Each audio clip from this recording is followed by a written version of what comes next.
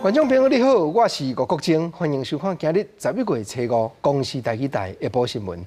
咱赶紧来关心上紧的几项新闻事件。透早高雄三明区规大片的人家厝失电，当时有消防的救护员竟然拒绝救助，关在咧2楼内底留大人。立法院三读通过陆海空军刑法，此期军人若是食酒赛车，再犯搁弄死人者，相当的判甲无期。世界12强的野球赛，台湾明年就要甲波多黎各、委内瑞拉、搁日本对决。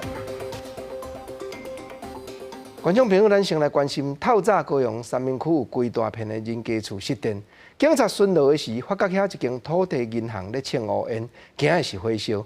加在消防队来到地，有查明原因。不过现场一个负责人甲消防救护员拜托讲，阮老母85岁啊，行动阁无方便，因为失电去关伫咧2楼内底。你敢会当甲我探头看卖咧？结果对方煞甲应讲，一案还一案，你着爱阁敲119另外报案。讲即款话敢有下情理？咱来看详细。透早5点外，天还未光，消防队大批出动，伫咧建国1路的土地银行清除乌烟，疑似发生火警。不过经过银行人员和警消深入了解，原来是附近大停电，银行家己的发电机运转，产生大量的乌烟。我们只要断电，发电机会自动启动啊。它的烟从哪里冒出来的？现在是柴油发电机啊。好佳在并不是发生大楼火警，不过停电影响4000多户，3点外点钟。这时阵有一名民众着急要求警消帮忙，家己大的85岁母亲行动不方便，佮讲心脏病，身体无爽快，因为停电受困伫咧厝内2楼。是不是我可以从2楼去看看他现在情况到底怎么样？我也不知道。你刚跟救护员讲，他叫你自己打电话。因为他们的那个案子是一案归一案。不过救护人员回应，接到的任务是处理火警，一案归一案，爱民众搁敲119报案，引起唔知影变通的质疑。正常状况的话，一般我们同仁应该是要向我们的现场指挥官来报告，由现场指挥官来统筹调度。那真的如果人车不够的话，我们指挥官就再请我们立敏这边再加派人车过来。我们同仁的表达意识上让那个妇人的感觉上让他自己去打119这个观感上有点不好。最后，勤务中心了解状况，半段由现场的警消用楼梯移开厝内开铁门，甲老大人救出送医。消防局事后嘛检讨，现场的人员处置无疏失，只是伤过在意伫咧本来救护任务，会搁加强教育。记者李秀柯俊俊高雄报道。立法院今日三读通过陆海空军刑法，其中一部分的修正条文，此期军人若是食酒赛车，再犯搁弄死人者，相当会当判甲无期。若食酒驶公务车也是军用车者，刑度佫会另外加重。国防部嘛肯定这回法律的修正，在朝在野各党的立委嘛拢表明讲，针对食酒驶车，即目应该的确是半点都袂当容允咯。配合今年5月份，立法院三读通过刑法修法，啉酒赛车搁再犯致死相关会当处无期徒刑。立法院初5三读修正通过陆海空军刑法部分条文修正草案，针对现役军人啉酒赛车累关害人死亡，加重刑度，相关会当处无期徒刑。这次修法的通过，可以有效的遏制军人酒驾的噪声，以及防止现役军人刻意散布不实谣言。条文修正了后，明定现役军人把啉酒赛车经过有罪判决，或者是原起诉处分确定5年内搁再犯害人死亡，会当处无期徒刑，或者是5年以上有期徒刑；害人重伤，处3年以上10年以下有期徒刑。条文嘛增订，若是啉酒赛车驾驶的是公务车或者是军用动力交通工具，会当加重其刑1/2。为了阻止假新闻，现役军人若是广播、甲电视、电子通讯、网络或是其他传播工具散播军事无正确消息，加重其刑1/2。那立委拢表示，啉酒赛车无法度忍受太多。因为酒驾，真的是希望零容忍。所以这样的三读通过，我们表达这个同意，也支持之意。有关军人散播这个国防不实消息，比如说他说什么样的战车在台湾没办法用，好，或者是说哪一个军事基地有什么状况，那结果证实他是散布不实消息的话，这些都可以处罚的。李俊业讲，为了打击散播假消息，政府已经修正通过真济法案，陆海空军刑法修正案更是其中之一。未来会完成其他配套修法，希望会当阻止假新闻。记者综合报道。前线直接看，昨透早一个香港的大学生拍算为着要闪警方击出来的催泪炸弹，无张持按停车场的3楼摔落去到2楼，到即阵还伫咧病院抢救。昨中国的国家主席习近平嘛专工和香港的林郑月娥特首会面，言谈中间是表露出伊对香港政府伫咧处理反送中的运动种种做法的信任甲肯定。7时半暝，香港警方放真侪催泪弹，即香港科技大学学生敢若是闪袂赴，无细力为停车场的3楼摔到2楼，真防危险。伫暗时有真侪人伫科大校园内底斗阵集合，科大校长嘛出席，表示若是学生家长同意，会要求要讨迄当时的现场监视器画面，了解情形。We are not. We are asking for is what I just heard. We are asking the government to give us an answer. So are you going to do the investigation, or you are waiting for the investigation? I cannot. The timeline is not up to me. 香港警方测试针对反送中示威相关问题开记者会，有6个记者伫有表演头盔参加，抗议警方对记者采访阻挡，不过当场是叫警方要求退落离开，记者会不暂停，落尾是宣布取消。咁今日記者會取消，唔該晒。香港情勢攏無變好，外界嘛關心中共中央對香港特首林鄭月娥態度。中國國家主席習近平測試伫上海見林鄭月娥，表示5個月以來，中央對伊高度信任，嘛充分肯定，敢若是想要拍破外界風聲。你帶領特區政府恪盡職守，努力穩控局面，改善社會氣氛，做了大量艱辛的工作。中央對你是高度信任的，對你和管制團隊的工作是充分肯定的。習近平表示，目前香港小任務也是止暴制亂，進行一國兩制方針。不過，這日子以來，警民衝突繼續變大，若是無真正回應民眾訴求，想要平息恐驚無這麼簡單。記者綜合報道。中國昨公布一篇講好做要進一步促進兩岸經濟文化交流合作26條的措施，開始引進台商插手先進的5G 這款行業，佮強調要擴大招募台灣的學生去因遐讀書。這2天，北京豐台區的教育委員會嘛要來甲高雄地學校交流，看起來各台辦正是一步一步咧加強一國兩制台灣方案咯。為了加強國內甲台北的交界關係，僑委會甲民間團體合作推設交界工課。去年先對緬甸僑校捐800多台電腦，這屆閣捐200台電腦予台北僑校。最近這幾年，中國又派出中國教師等等的方法，一直介入台北等等地區的教教，尤其是中國測試公布會第26條，加強落實15條的力頭。一系列捐電腦予交界的動作，那像有要反制中國教育滲透的意義。長久以來，中國共產黨對於全球的僑界的這種統戰，分化滲透，我想一直都持續在進行。也不管中國共產黨提出多少的條件，31條、26條，我想本質上就是消滅中華民國，然後把台灣變成跟香港一樣，變成一國兩制的地區。若是會第26條強調講要擴大招收台灣學生的以校範圍，在這個時陣，方認為這是中國對待教育目的的北京豐台區教育委員會預定這2天要來高雄的學校交流是特別敏感。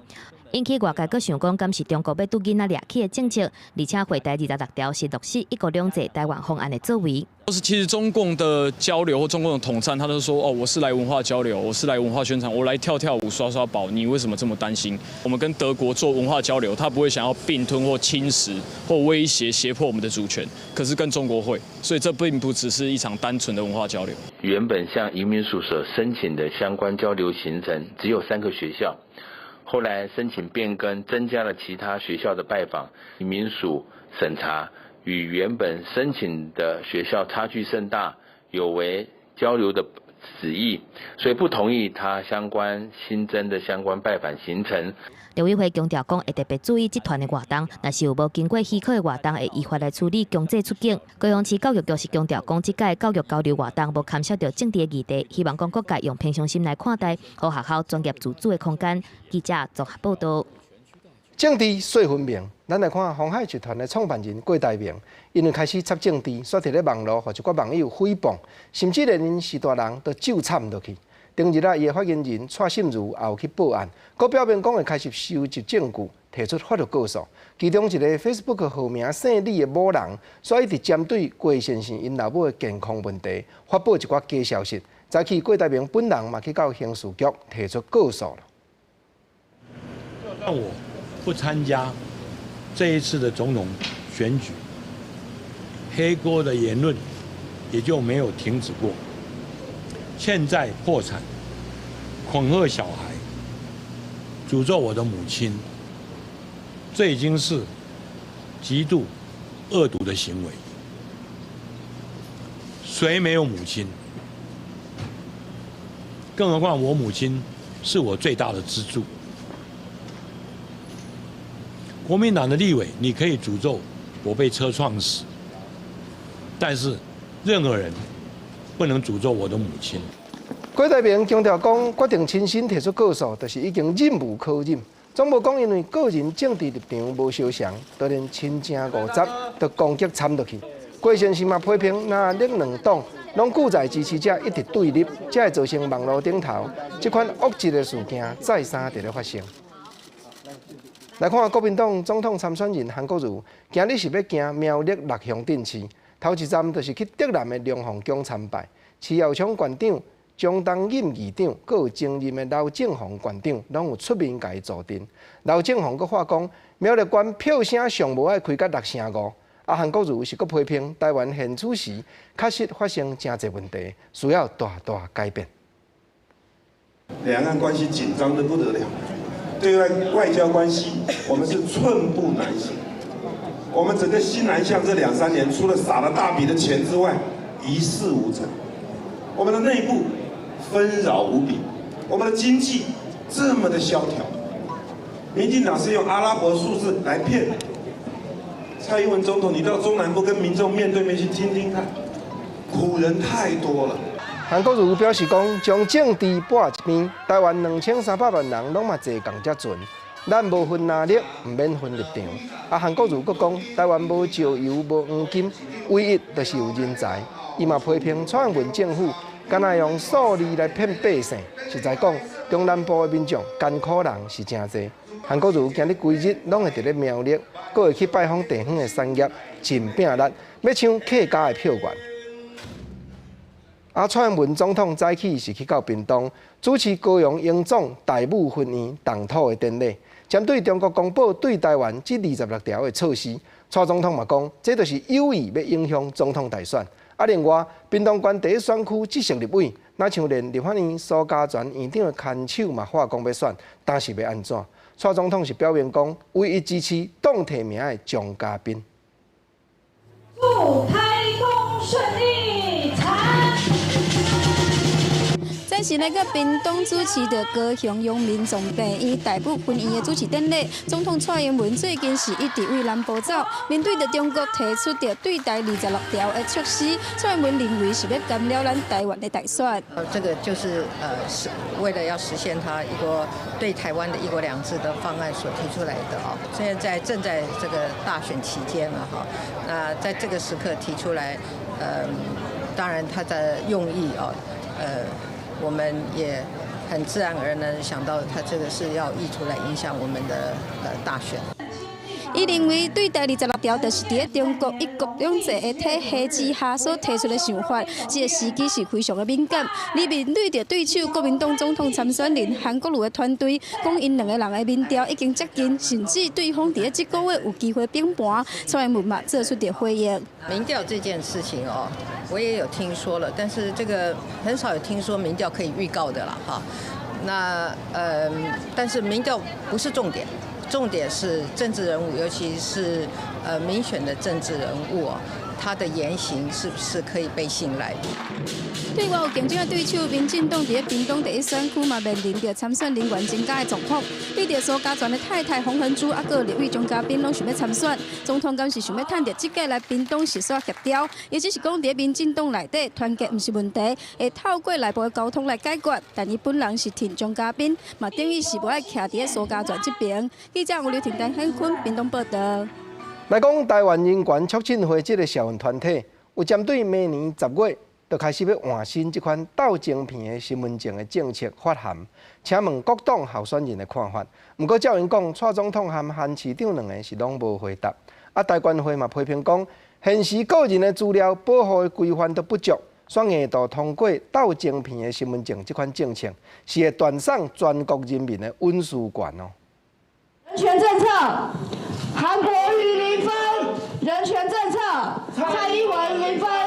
提票机大花蔡英文0分，韩国瑜0分。台湾人权促进会针对明年10月份要换晶片身份证有侵害人民个资隐私的政策，对哪粒总统参选人提出疑问。不过蔡英文和韩国瑜拢无表态。台管会批评因根本无把人权放在眼内。所有回应的政党都认为台湾应该要修正或检讨我们各自保护的规范，但是民进党却不认为我们需要暂缓或重新检讨整个晶片身份证的制度。台管会所落来也针对真侪项有关社会国民福祉等等的国家政策，对各政党也有总统参选人提出疑问，包括居住权伫咧现有的土地开发制度之下，是不是符合在地性，也有执法游行法，警方是不是违法执法，或者是欠缺遵守比例原则等等的问题。其中又个包括推行要我10年的国际人权公约。这一届立委结束前，应该要解决这个国际人权公约的结构性的问题。我们应该要尽快的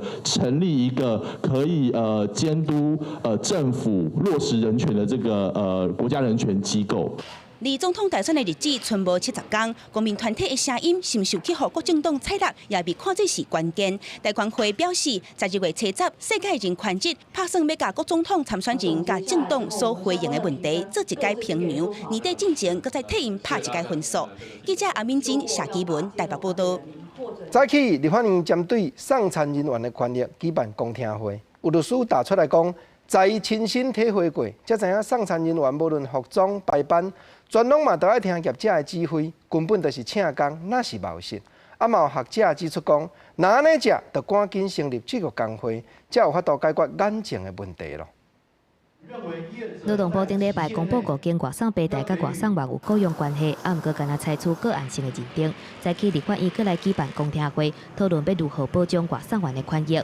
有律师亲身体验某一间平台的外送员了后，观察到业者对外送员指挥监督的代志是真确定的。平台对外送员宣称又说，你没有时间跑的时候可以不用跑，可是如果你有选时段的时候呢，你就必须要请假或者是提出换班。我自己去算是体验之后呢，我认为说这个人格从属性的部分是相当的强烈啦。律师指出，有真侪保全工地合作来监测外送员，要预防外送平台这个产业是无啥可能。毋过政府应该想办法防范业者要安怎把成本风险转互劳工，好叫爱有辅导外送员设立工会的方案。学者指出，地方甲中央政府确实拢有鼓励外送员加入去职业工会，虽望会当解决一寡问题，毋过伊观察到有无符合本业的工会，嘛伫筹备甲招外送员的状况。比如说，我听到有某百货零售职业工会，早在7月以前就在官网招揽广告。我还听过有大货车的驾驶职业工会也在招揽，到时候万一加入以后，外送员发生车祸事故，要去劳保局申请这个给付，我看劳保局它的内规审查很严格，恐怕是不会准的。学者建议各级政府宣传辅导外送员加入去工会的时阵，爱先查清楚工会的职业别。若是平台业者家己讲甲外送员敢若承担关系，外送员职业工会敢是真正有协商的资格？学者基南山人寿工会来举例，企业主张甲保险员敢若承担关系，毋过依法南山人寿共款来袂当拒绝协商，所以外送员职业工会伫咧团协法的方面，应该爱有协商的资格才对。记者综合报道。来看私立学校的4大协会。早起针对私立大专院校转型甲退场条例这部法律要修改的内容提出批评。因讲，变啊专案辅导的私立学校，主管机关就会当加派公益董事甲监察人者，安尼无定是有违背宪法的嫌疑。另外，现场嘛有私立大学的校长表示讲，打即马大家囝生遮少，政府就强制国立大学招生的人数爱减，若无私立学校早晚会去互大环境拢消灭掉。包括私立大学校院协进会等4大私校协会代表共同举行记者会，针对私立大专校院转型和退场条例草案的修法，提出真侪批评。有代表指出，私校是公共法人，但不是公共财产。但草案第12条规定，主管机关对专案辅导的学校，应该加派公职董事甲监察人的规定，有可能违反宪法。就好像是一个人呢。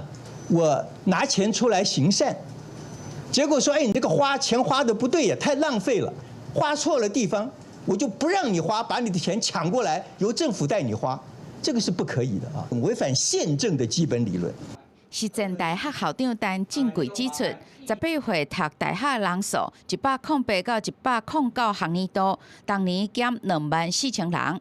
109到117学年度减少更较明显，达到67000多人。若读公立大学的人数无变，到时阵读私校的人数就定剩9万多人。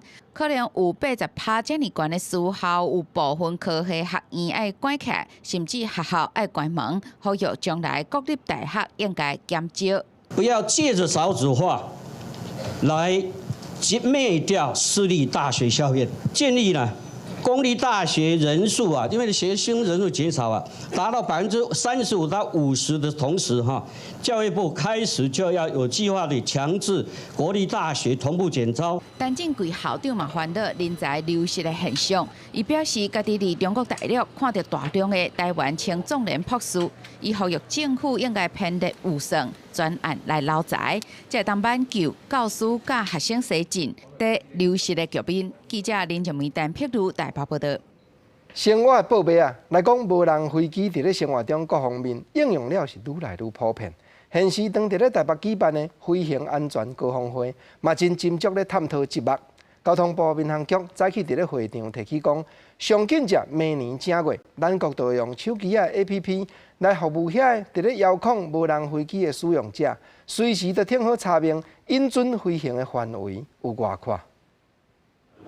一张未来天顶设计图，美国太空总署 NASA 代表分享未来无人机管理，因为运用真细，可能依照关度会不同，进行分散管理。安那咱国民航局明年1月份将要上线无人机虚构飞行 App， 嘛受到参加代表关心。现在就是等所有县市政府的图资必须完整以后，我们就可以来开放来试用。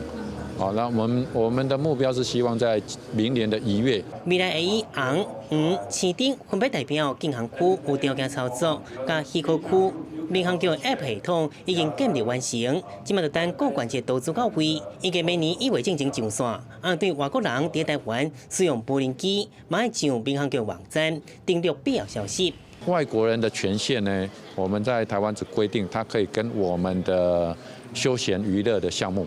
好，也就是说，它只能在白天400尺以下，不能飞越人群上空，然后必须在市区范围内，等等的限制。民航局表示，会伫官方网站有英文甲日文版本的宣导，若是外国人无遵守法规，处罚卖比较本国民众。记者综合报道。法务部行政执行署是专门咧替国家追踪民众过去有欠着的税金甲罚金。这个机关成立到单超过18档，今日宣布讲，到今年8月初2累积起来，已经追回来超过5500亿。这个金额有在调起114座的小巨蛋的运动场。5500亿是什么样的概念呢？它可以建9座的101大楼，是法务部18年的预算。那靠着行政执行署，就能够为国家国库增进了5500亿。行政执行署发布因所扣到的金额上届济10名的对象，头一个就是台北富邦商业银行，计共有纳15亿8千几万。法务部是讲，近年来因为细条的罚金，也是讲欠停车费、欠过路费、欠燃料使用费这案件，一年当拢加几百万件，所以收入来的金额才会遮济。另外，因嘛有针对各种特别的案件，用专案落去办理强制执行，安尼效果才会搁较好。囡仔人发展敢有较拖慢？普遍的做人父母的，拢会先看囡仔讲话反应，才搁进一步来判断。不过嘉义市的早期疗育中心就表示讲，现此时全台湾语言治疗师的骹手实在太欠，有的父母要等因来甲囡仔提供专业的判断，无定是会等甲治疗的时机都袂赴。早疗中心的语言治疗师当咧甲囡仔单独上课，透过简单的图片来教因认知和口语发音。不过像这款专业的语言治疗课程，伫咧全台湾的早疗机构当中，人流拢无够。可能等有半年以上，对，是跟当初比起来，的确是有蛮大的改变，非常有帮助啊！如果像他语言能力也好了，可是如果不发现的话，我们都不晓得他情绪这块是有问题的。一般我们像我们亲友看到他，我们不讲，他们都不知道。嘉义市推广早疗机构的服务已经120档，伫咧照顾过15000个囡仔当中，有3成因为早疗的课程，即马已经正常咧上课甲生活。不过嘉义市社会处表示，台湾目前培养语言治疗相关人力的教育环境无济，所以有相关需求的家庭需要等待。那目前呢，全国包含了我们嘉义的这个现象是语言治疗师有严重不足的现象。哈，在整个台湾，我们大概整个语言治疗师的这个培育的大专院校大概是只有6所左右而已。所以每年如果小朋友他们有语言发展哈，尤其是语言发展迟缓的这个孩子，其实他们要等候的这个接受早疗的这个时间等候期是比较长一点点的。除了语言治疗师的问题之外，早疗机构阁有发现家长因为唔愿意面对囡仔发展较慢的问题，怎失去治疗上好的时机，所以因嘛要呼吁家长，若是有任何囡仔发展的问题，莫家己面对，拢会当利用这个资源来找找专业的协助。记者综合报道。咱来替台湾的代表队做伙加油！世界12强的野球赛，台湾英暗头一场要拼波多黎各这队。先发的投手是目前伫咧美国职业野球小联盟伫咧发展的江小庆，伊也是头一摆伫咧国际比赛代表咱国家先发拍头阵出场。伫韩国2场热身赛，叫韩国员工波多黎各的球员来台湾了后，要赶紧找到手感熟悉球场。30岁投手拿回2016年伫南美国拍4个月球。Most people think talent wins championship, but it's more chemistry and what can I do to help you, and what can you do to help me to win in the game. And I think that's something that Lamigo has done perfectly in the last 3 years. 波多黎各这一次阵中呢，有多位选手、教练和台湾职棒颇有渊源，对台湾的棒球有一定的了解。40岁罗曼甲31岁米吉亚，嘛拢伫台湾拍过球，分别伫中职拍过4季甲2季。马龙加兵中信兄弟甲拉米狗，这3个人当然有好头一战先发投手克鲁兹一寡建议。Those three guys has helped us the most, and hopefully we're gonna execute and we're gonna get the job done. 对我们台湾打者的习性当然了解，不过纵使他们没有在台湾打过，我想他们勤收也会做到这一方面的资讯啦，所以应该没差吧。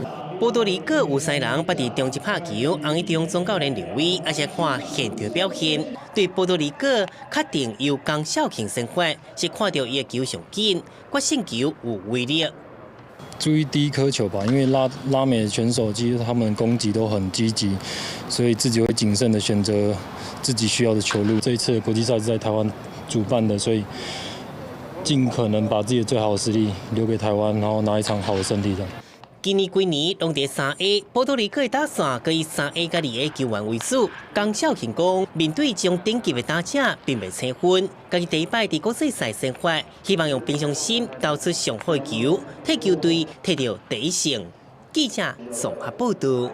是啦，英暗6点半，台湾代表队特别伫咧台中，甲波多黎各对决。球评分析讲，无论波多黎各还是委内瑞拉，搁有日本，拢是实力坚强的对手。逐场都争硬斗，不过咱排出来的阵容嘛是无咧软正，招观众朋友，咱做伙继续来关心一下。世界排名前12，新年一摆野球大赛世界12强野球赛，这礼拜开始比赛。中华队一赛在 B 组，同组的日本、委内瑞拉甲波多黎各，拜二暗开始连续3天会面对挑战。球评认为每一队拢派对付。其实，在中华队这组来讲的话，事实上都很难打。那另外2支美洲的球队，波多黎各跟委内瑞拉，如果去翻开名单，大家都可以看到很多这个过去资历显赫。那如果比较起来的话，委内瑞拉是更困难一点，包括他们的投手战力，然后包括他们打线的3A 的球员蛮多的。中华队投手对决才强大，该适应这个比赛新规定，为了改善比赛节奏，在垒上无人情之下，投手都要伫20秒内投球。3个人出球了后，手臂最后一野手离开场内，90秒内爱换球。伫换投的时阵，换起投手90秒内爱连线。教练画暂停去找投手，要伫30秒内结束。不过，就伫开始进前，拄伫亚锦赛替中国队摕到冠军，佮摕到 MVP 的刘志颖，身为这边更加头较红退队。他在过去这一阵子参加了这么多非常高张力的比赛，那么其实在这段时间来说，他的肌耐力跟体力应该还没有恢复到完全的一个状况。中继牛棚的左投手的部分，那刚好刘世荣的一个他辞退，然后补上这个近况很好的王宗豪，我觉得刚好是补上了这样的一个战力。投手战力替换，中华队打10部分，王必勇一家会拍第3棒，有甲金队友连起来接力。就是我们在这颁奖典礼上看到的同队竞争的3名：朱玉贤、陈俊秀、林鸿玉。经过一整个球季的征战之后，如何在这短短的期间之内，把他的战力维持在最高档？那我想这个考验的是教练团跟整个防护团队的一个功力。球评佮指出，今年12强做先发投手的几个女外选手，包括中医、侯志伟、甲江孝庆。武器球种变化球拢真细，会当期待因的表现。记者综合报道。身体治病袂惊袂煞的食物人，若讲到要洗身躯，家属就头壳重，普遍的拢是杀服冰心用国切的。不过，当有社会福利的团体已经设法，互患者唔免搬煞，就通伫咧本地病床顶洗浴。彰化地区才有85个食物人，1月日已经拢通好好啊洗一摆身躯了。伫病床顶储防水的塑胶珠，刷落来，甲士兵边仔自护管固定，然后倒水管流温水。刷落来就是要甲倒伫面床顶的食物人也用洗身躯。是妈妈讲，较早拢干那会当用拭身躯的方式，即摆会当规个人浸伫水内底，是阿用上欢喜的时阵。这种的情形，咱家己一个人、2个人嘛无法度通甲洗，因为伊的手骨甲脚骨就是拢安尼无法度通迄个萎缩去，伊较硬啊就丢啦，无法度，拢无法度通甲洗，拢用甲擦扫甲拭个安尼尔。是妈妈表示。阿勇已经46岁啊，伫19岁的时阵，因为骑机车出车祸重伤，抢救了后，赶快变做食物人。为着要照顾伊，厝内的工厂白种拢卖了，搬倒来溪湖这间铁厝大。不过，2个老大人年岁愈来愈大，体力嘛愈来愈歹。好佳在即摆有社福团体来斗相共洗身躯。在便利性对家属的体力各方面长期的照顾会轻松很多。实际上他们不用特别准备什么，我们的这些道具都直接在拿来按家，直接在他自己的床做原床泡澡的部分，那也可以疏解我们植物人整个的肢体，还有他的关节挛缩的部分，都可以得到很大的一个舒缓。创世基金会表示，因为是伫原本的面床顶浸身躯，无需要甲患者刷叮当，所以患者袂感觉无爽快，也是摔到受伤。目前伫彰化地区防服务的食物人有85个个案，即卖还阁在总经费，希望会当提供更较侪去处理斗相共的服务。记者综合报道。有的老大人行动有较不便，尤其大了又阁掉腕，连政府照顾的服务员都罕得行骹到。当南投遮就有民间团体真好意，因整一只烫长期照护的对象洗浴的行动车，驶去到人兜，会用伫斗法落洗身躯，搁斗摒厝内的环境。阿嘛将陪伴甲关心，拢送去到位。甲这行动式的浴桶搬入来浴间啊，服务员3个人一组，斗体适龄的长辈洗身躯。外口也阁有真侪志工到款厝内，甲长辈的厝并甲清气淡淡。这是南投县新生部关怀协会提供的到厝洗身躯的服务。因为我们是在地的单位，所以我们同仁就一起过来帮忙这个独居老人。志工出入入无用气，其实要提供这服务真无简单，因为唔但需要体力，也阁需要真侪美感，才有法度互适龄的人感觉舒适。那对失能者来讲呢，如果他们没有洗澡的话，其实会影响到他们这个身心的这个发展，甚至呢他们这个情绪都影响很大。南投县落水溪乡的乡镇，其实伫咧山区，照护人员较无法度入来到遮。好加在有民间团体愿意用时间、费心神做伙提供服务，或者失能的人会使感受到更较侪关爱，也有陪伴，也毋望更较侪善心人士愿意出钱出力，互社会更较温暖。记者综合报道。环境爱关心，咱来看桃园的苦厝港湿地，是咱北台湾上界大片海岸的湿地。当年新历9月到过当年5月中间，拢有上千只的大鸟飞来遮过冬天。桃园市的海岸管理处嘛和野鸟协会合作，要经过专家的介绍，互民众更较了解大自然变化的可贵。许伟宇、白灵溪，阁有环境恒，伫咧湿地真悠哉。一群民众提望远镜，对导览老师来到热门的景点赏鸟，听老师介绍各种鸟仔类和因的特性。参与的民众除了真欢喜，嘛拢有真侪收获。经过老师解说以后，我会更了解一些不认识的。最基本的就是大白鹭跟小白鹭，以前我常常搞不清楚，我就知道它叫白鹭鸶。参加这个课程，然后最主要是欣赏鸟。经过老师的介绍，然后我就觉得生态很重要，保护环境，让下一代有更好的环境。苦厝港湿地是国家级的重要湿地，嘛是北台湾上大的海岸型湿地，有潮间带、烂土地、沙洲、毛鼻啊、甲龙田等等，是号召南迁北返重要的栖息地。每年的9月到过当年的5月，拢会当看到上千只水鸟伫咧食。冬候鸟啦，或一些过境鸟啦，都会在这个时候，然后会在台湾出现，然后吸引大家来对于我们环境的一个关注。边陲地带来从事一个所谓的野鸟观赏的这样活动，可以在不烧鸟、水鸟的情况底下的话，能够让环境教育能够有一个有效的推动。未来的希望推动的方向是能够把水鸟湿地形塑成一个水鸟湿地乐园。目前当是过冬鸟迁徙的季节，家庭来看到的有大白灵溪、小环景恒、尖尾鹬、黑尾鹬、乌面腊杯等等的鸟仔类。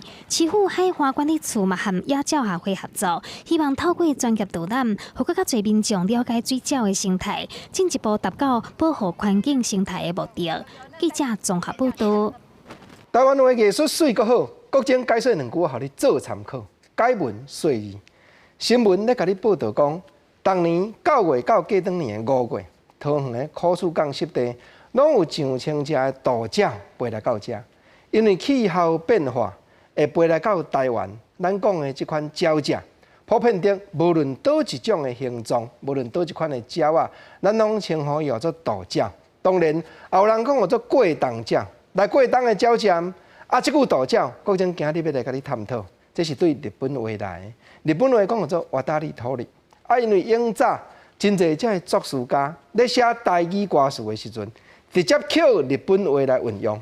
我比一个上简单，大家拢捌听过的歌，讲叫着我，叫着我，黄昏的故乡不时咧叫我，叫我就是流浪的人，无厝的大鸟。经过文学先生用秋人这个笔名来作词，此后大家就知觉讲，原来流浪的人。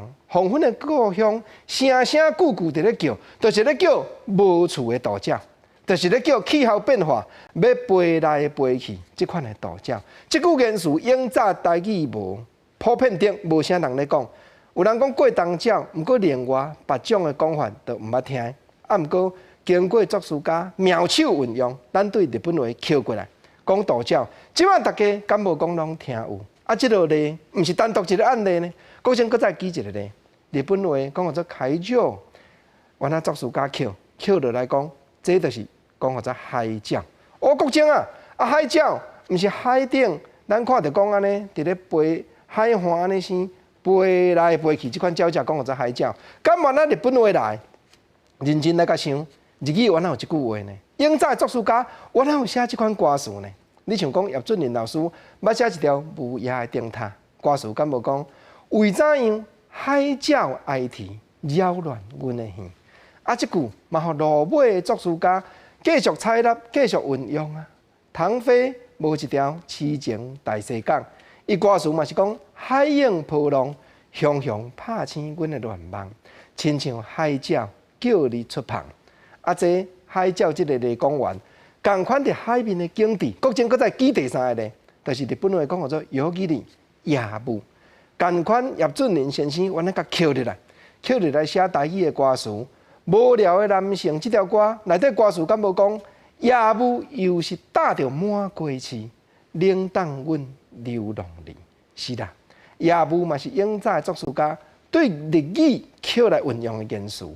这国前今日甲你讲渡鸟，甲你讲海鸟，甲你讲夜舞，互你做参考。单纯就是要来说明讲，台湾话的元素有真侪对日本遐捡来，台语的元素来源多变化。啊，台语的歌谣的字句打动人心。搁再来，国前原来赶紧要来甲观众朋友来报道讲新竹市近来伫咧推动食物的心人，就是种做有机的，通好食到腹肚底的菜色。啊嘛邀请民众做伙来带动都市的绿化。这款政策是得到真侪人认同哦。今年年底，打算要重新开放的新竹市立的动物园，嘛引进同款的观念。伫咧动物园内底种几落万种的菜色，通互遐动物做伙食。这也是全台湾头一片动物园的食物森林，咱做伙来看卖。古水的杨梅啊，当在食番薯叶啊，这款菜拢是园区的食物森林家己种的。这是全台湾第一座甲食物森林的概念引进的动物园。园区内底种真侪菜色甲果子，未来当提供互园区内底的动物来食。黑肚绵羊、桂鱼、绵羊妹妹啊，吃的太饱。那这些是什么叶子？地瓜叶。动物在这边呢，它吃到的是在地、真正在地种植的食物，所以这个意义呢，虽然这个意义是教育意义大于量的意义。食物森林的概念主要是强调城市绿化，同时佫会当顾到食品安全。佫会当达到永续甲循环的目标。最有机养生的一个食材，最新鲜的食材，从动物园现采现摘现喂给动物，我相信这动物也都会非常开心。另外，伫动物园的食物森林内底，佫会当看到真侪模仿生物车地设计，无用安稳土的做法，互土壤保持湿淡，嘛互汤拖有会当大的所在，落实动物园尊重生命的环境教育理念。记者综合报道。来看云林北港遮永早一间万有纸厂，因为破产，厂房嘛囥咧远10多年啊。经过敲测，按算明年会阁招新的公司伫来运用这个厂房。总是因为这搭遮的地目是甲种的工业用地，地方道议员咧烦恼讲，今日去引导污染较重的产业入来经营，啊嘛要求县政府都要设法用都市计划落去斟酌偷看卖。北港万有纸厂捌是台湾3大纸厂之一，厂区占地15公顷，不过因为生理歹化破产崩败10多栋。即马是台湾金联资产管理公司，甲土地厂房合作单一产权，今年开始开发，要加起做工业区。明年度即将开始再重新招商，所以如果这个甲种工业区还是维持原来的土地使用的一个管制的话，那周边的居民其实是非常的担忧啦，哈。在地议员表示，卡苏万有纸厂的土地是加级的工业区，未来会当引进化工业、重工业。不过，即马我主题区恐惊有污染的问题。云林县政府表示，已经和北港的公所讨论，希望透过都市计划改变用地的规划。目前因为它是属于私人的产业了哈，那目前就法规面，它要去做招商标售，这个目前县府只要在合法规的程序上面，县府也没有办法做过度的干涉了哈。那我们所以只好透过这个土地管理的方式、土管的方式，把它变更作为相关的这个用地别。县政府表示，目前已经甲北港的镇公所来检讨，希望把这块甲级的工业用地转做乙级，不过需要内政部都委会审定通过，才会当公告实施，互污染较低的工业入来，避免民众不满。记者综合报道。来看台中外部的忘忧谷，景致真水，点伫咧自转车道顶头骑铁马，更加享受。不过台中市政府观光旅游局10月日前就起一间公共便所，结果到今也阁连体连拢无对外开放。地方的民意代表就质疑讲，观光局办工课效率哪会遮歹？要求要赶紧开放民众来运用，唔才有影。台中市甲后线自行车道的公共便所，原本是提供要互来外部区网游国佚佗的游客和民众使用，结果门煞去互铁链仔锁掉咧，门顶佫去互人打标语，考西台中市观光局讲这便所只是互人看水的尔。很难想象一个观光区没有厕所是怎么样的一个情形。在里面来拢坐有便所。找便所就大家来拉敲电来反映。这个公共便所10个月前完工，不过到今拢无对外开放。电访民意代表请相关单位到场厘清原因。现在目前因为没有水电问题啊，我们在跟相关局处来协调，尽快来把它让它供水供电来开放这样子。市议员强调，因为外部区网游国是当地正出名的观光景点，后个月日期对外适合的时，就会有济游客来这行搭，所以希望观光局紧让便所正常运作，通好开放给民众使用。记者综合报道。今年是古宁头战争70周年，为着要纪念这场影响台湾历史的战争，金门国家公园和金门战地史迹协会特别举办找找古战场的活动。80几个民众一路行3公里外，行去到古宁头战史馆，就是要了解历史的过程，嘛了解和平的可贵。这个中间这一段的战场，其实是古宁头大战最主要的登陆区。导览员解说等下要带民众找找古战场的路线，80多人做伙为龙口海岸出发，行过东一点红海岸和西山靶场等等的所在。听导览员讲起，1949年解放军对金门发动攻击，台湾经过4天攻防，落尾总算拍赢古宁头战役。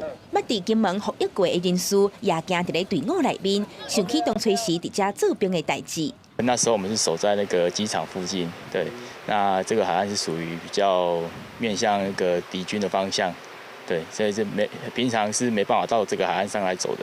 金门县政府为着感谢老兵守护土地、保卫国家，以行动导览的方式纪念古宁头战役70周年，让民众认捌台湾的军事和闽南文化，也了解前人替后代拍落来的基础。然后希望让这些来听讲的学员们能够了解金门过去的这段历史，也让大家去珍惜说，其实和平是相当的可贵。透过导览，民众和捌伫咧遮做兵的人，斗阵回忆永存金门经历过的古宁头战役，也让后代了解和平的可贵。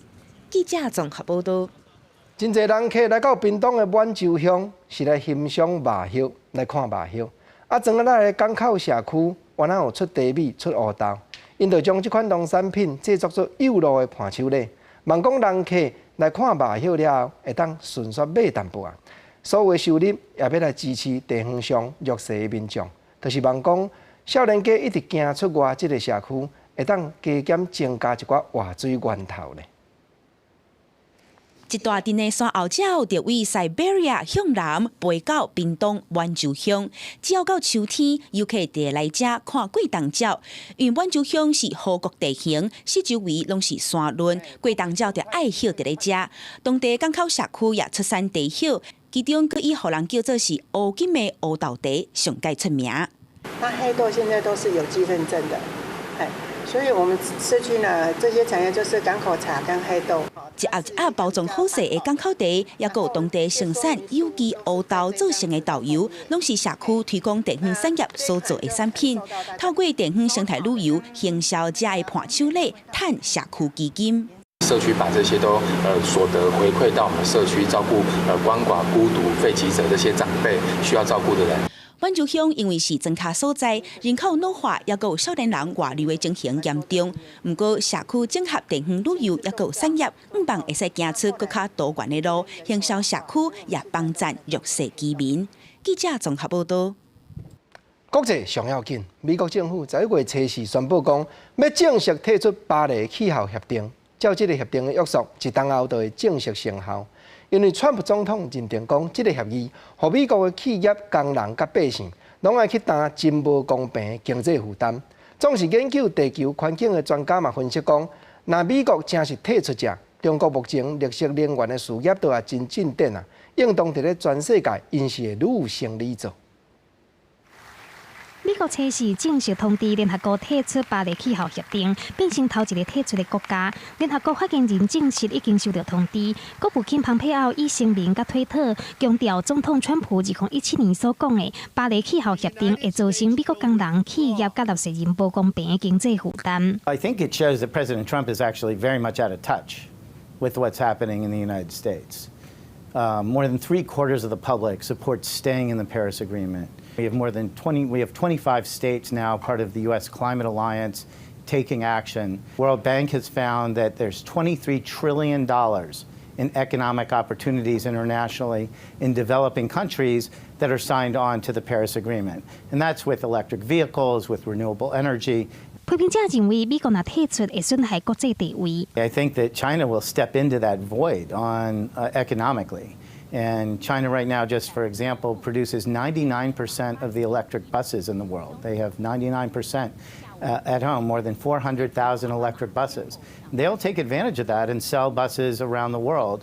根据规定，提交退出的正式通知了后，会伫咧1档后生效。也就是讲，若是无发生变化，美国会伫咧明年总统大选投票日的过段间退出巴黎气候协定。但是，若是川普2020年连任失败，新任总统会当甲联合国申请定假日，但是必须要提出新的气候承诺。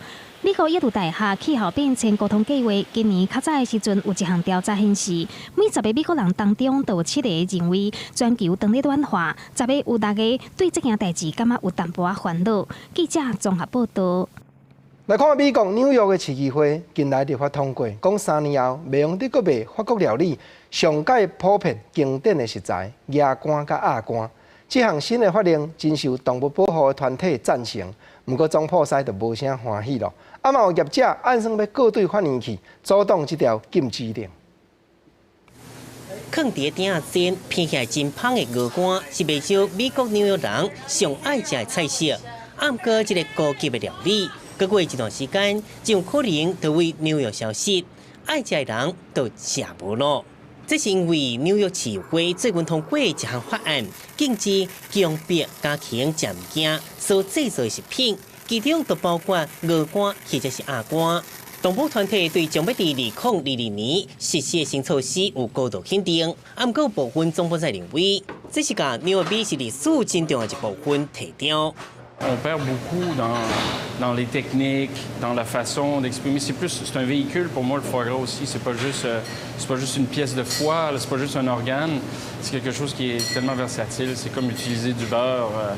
那有总部在反弹，咱们新山制作鹅肝的业者嘛爱叫，业者认为动保团体将鹅肝制作过程讲了伤过残忍，所以上因食的食物量并无超过因家己食的量。若是这项法律生效，真侪人对面对失业的问题，再加上违规一件，相关会向罚$2000罚款。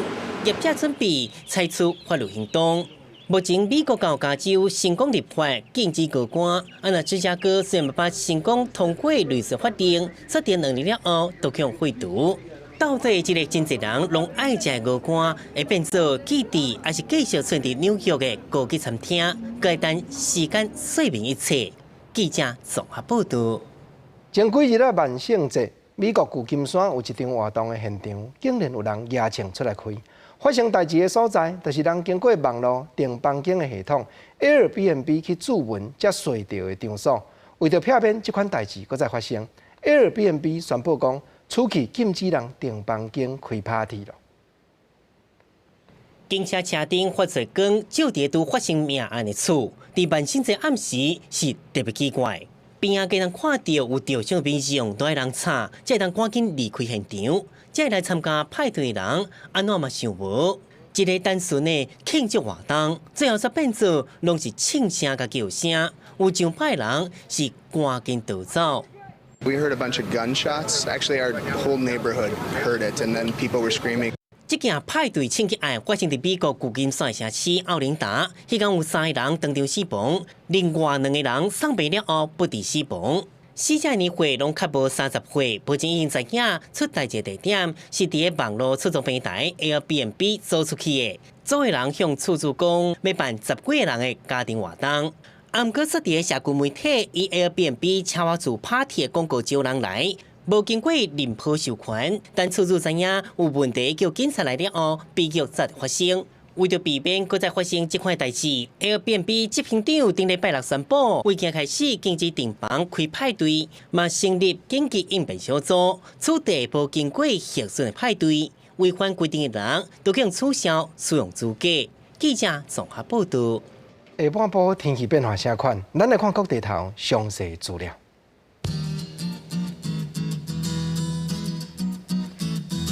北部21度到25度，中部24度到30度，南部23度到30度，东部21度到28度，